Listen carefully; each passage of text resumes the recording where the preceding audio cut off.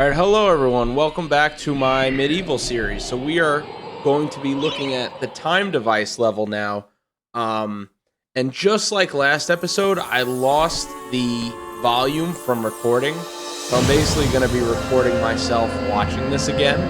So you guys actually have something to watch while you actually watch the gameplay. And this cool cutscene comes in where you fall down a very large tower through these spider webs into this great big hall. So yeah, we're into this really big area, and it's called I believe it's called the Great Time Device or the Time Device, one of those two. Okay, yeah, just the Time Device. This level was probably one of the most confusing levels for me to complete. It took me so long that I had to edit this video into like 8 parts. I probably haven't done this much editing for any episode until I got to this one, but yeah, the beginning was self-explanatory at least, but after that I got really confused. So these soldier enemies come back. There's these flying clocks with, it looks like you can turn them or something, even though you can't really do much with them. And then there's also these floating eyeballs. Using a dark magic called science, Zarok has constructed a device based around Zarok has constructed a device based around the mechanical Oh, I should probably let him measurement of talk. time. Why am I talking? The innards of this chronograph are fiendishly complicated. That was silly.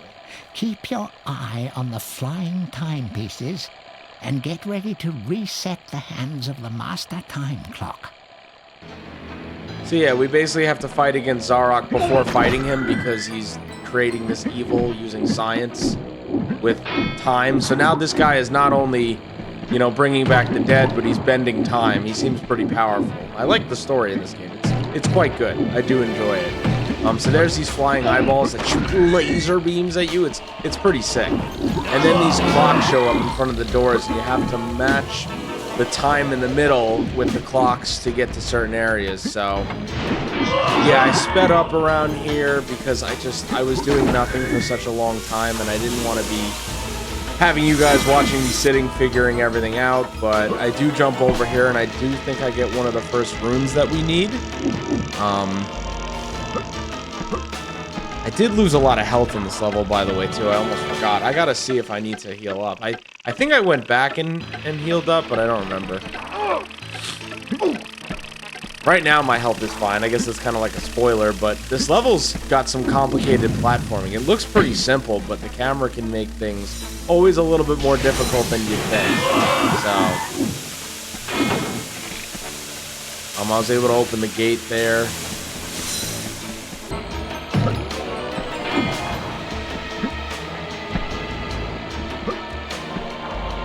And I'm back to the middle, the very beginning area, because I have to turn this clock to get to certain doors.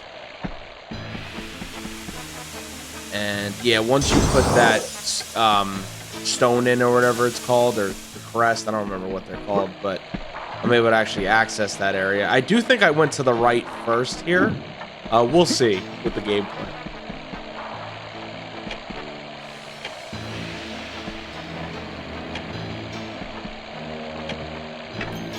Okay, so yeah, I did explore the right first, but obviously there's not much you can do there because there's lasers everywhere. So I think I went and collected a treasure to the right.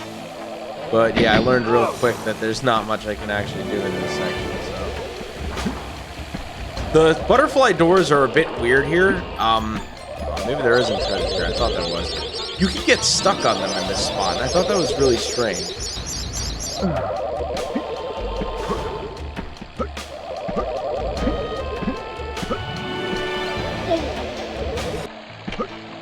So yeah, I'm back to the clock area now, the main area.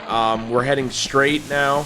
There's these flying things that they basically make like the tick-tock noise, and they try to cut you up. They got me there. It's really cool, but this level was definitely one of the most creative, but it was also one of the most confusing, at least for me. So, but like I said, second half of this game in MediEvil was very confusing, quite difficult. I really struggled throughout this, and the next episodes are going to be back to being live again, you know, once we get through these, but it's probably better I explain what I was trying to do here. Then you have this section, which is almost unavoidable to avoid every knife. As you can see, I'm just getting hit. Everything's a clock in this level. Everything's based around time. So Okay, there's another room. That's what they call it. There's another room to collect there and some enemies to defeat. As you can see, we have 42% of the chalice here. We got to avoid these rolling sun and moon stones. Now we just got to get back.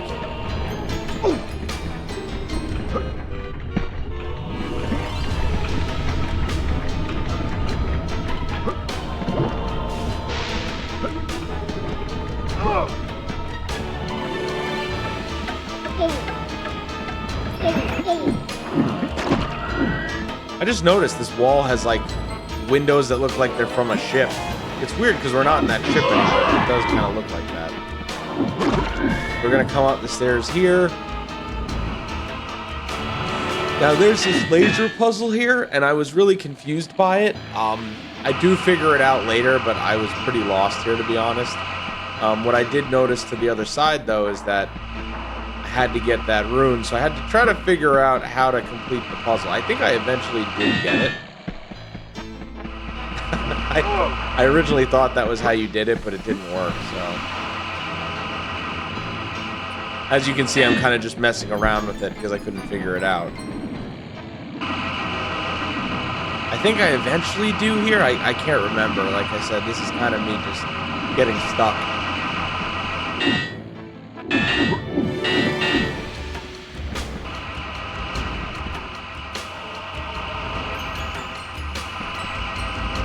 Yeah, I guess I already pre-edited this video, but I guess I left a lot in because I was stuck there. So eventually, to figure out that puzzle, I think you have to hit the stone and then hit where the lasers are coming out from. And when you move that, you're able to actually pick up the rune, but I think I went to fight these guys first. And then this is where I got stuck, because the metal keep houses the magical chariot that Zarok calls his train. The path it runs leads eventually to his lair. However, your route is blocked by gates controlled at various way stations. Travel to these on the train, open the gates, and head for the lair. So the game kind of explains what we have to do here eventually. Oh, that's right, I did head inside here first. So you can see each direction where the train's able to go, and you have to complete all these small sections. They're really not that large, but I was definitely overwhelmed when I got to this level. This is probably a level with the most directions to choose from and pathways to go. Like, you know, a lot of levels can be a little bit more linear than this. It reminds me of the village level that we did earlier, where, like, I had no idea where to go or what to do. That was probably the closest level in editing to this one. Of course, I fell down and lost a life. There's going to be more of that later on.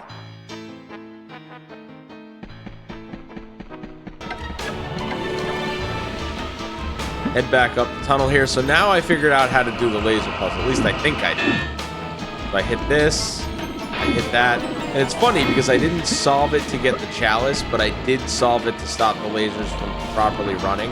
And what this does... Oh, I didn't even realize I missed that treasure up there on the top right. I must have completely missed that. I got the earth rune. And then after dying like 6 or 7 times, I jumped down here to collect these chests and get over back to the main platform. And I did it on that one, but it is quite difficult. Some of the platforming in this game is very challenging.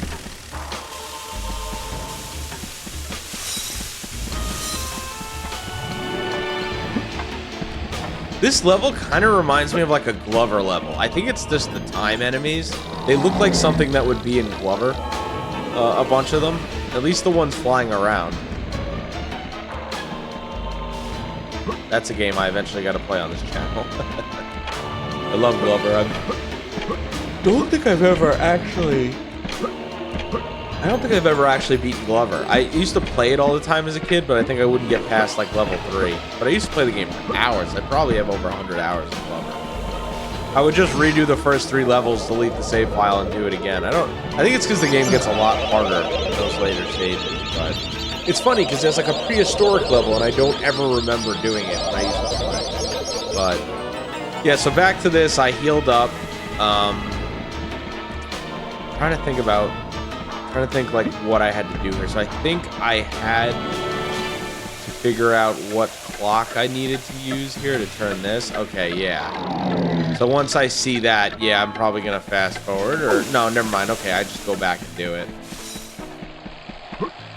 So yeah, this puzzle was not difficult, but it was kind of annoying having to go back and change the clock every time I wanted to go somewhere different. I feel like the gate should have just stayed open after the first time you did it, but, you know, whatever. It's their game. How they designed it.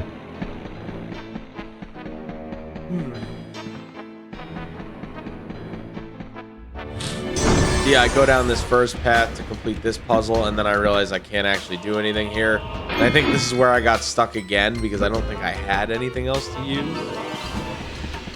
And then I fell down again just to make things worse. I mean, this level was frustrating me for sure, but at least you won't have to deal with me moaning about it.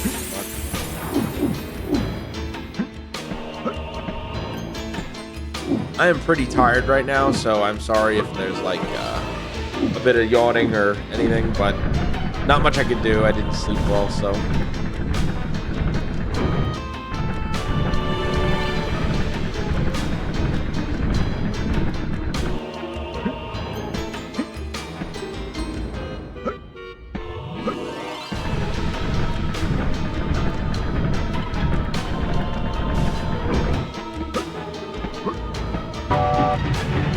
Now we're riding the train into the first area that we have to go to.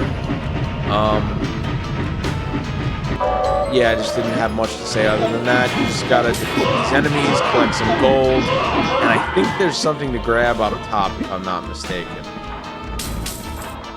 Yeah, a couple more enemies, but the moon rune is up there, which we need. There's also a shop to buy stuff from, although I don't think I really needed to buy anything. Can't even remember if I did. I don't think I did. Yeah, no, I had full inventory. Credit to me, by the way, going back and doing some old levels not only gave me more gold, but it also healed me up, so like that I could have a full inventory. So I basically am going into everything with a lot of weapons, so pretty helpful.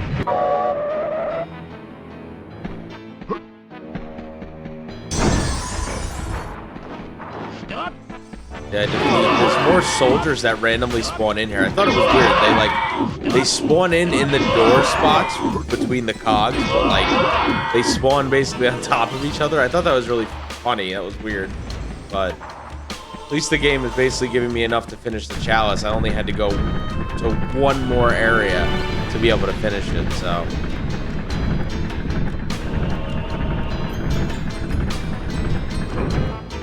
Just tough jumping on that train and worrying about falling every time. Also, I only got 1 foot on here. I thought that was pretty funny.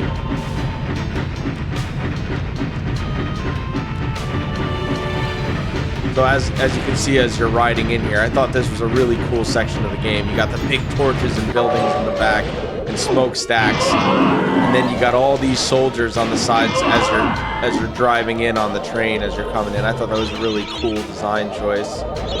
Definitely needed to heal up here. I was pretty low on health.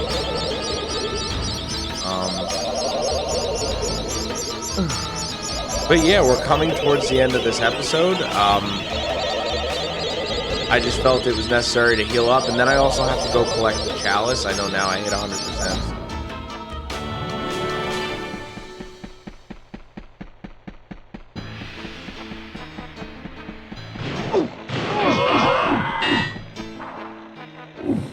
I was able to hit that switch, and then I gotta hit the other switch, and that opens the gate.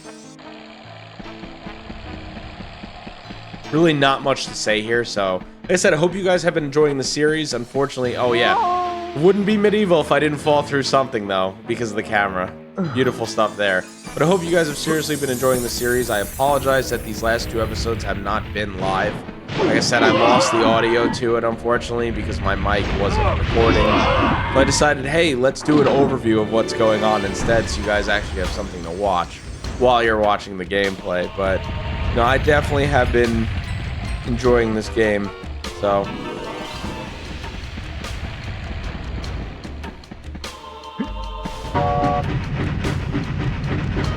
It's been pretty fun.